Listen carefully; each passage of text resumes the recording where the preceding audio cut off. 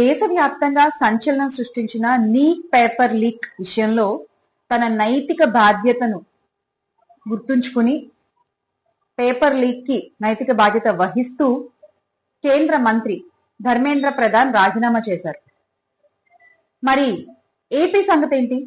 DSC అక్రమాలకి నైతిక బాధ్యత వహిస్తూ నారా లోకేష్ గారు రాజీనామా చేయాలి కదా. లోకేష్ గారు ఎప్పుడు చేస్తున్నారు రాజీనామా?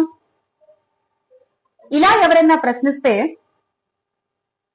వాళ్లపై కేసులు వేస్తూ లేదా ప్రశ్నిస్తున్న వైఎస్ఆర్ కాంగ్రెస్ పార్టీపై నిందలు మోపుతూ డైవర్షన్ పాలిటిక్స్ కు దారితీస్తున్నారే తప్ప ఎక్కడా కూడా ఈ డిఎస్సి అక్రమాలపై నోరు తెరిచి నోరు విప్పి సమాధానం చెప్పట్లేదు ప్రస్తుత కూటమి ప్రభుత్వం గాని లేదా సంబంధిత శాఖ మంత్రి పేపర్ లీకేజ్ లోకేష్ గారు కానీ.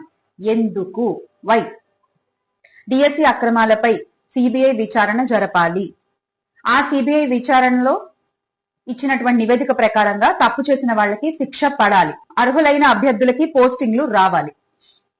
ఇది మీ చేతనైతే చేయండి లేదా రాజీనామా చేయండి.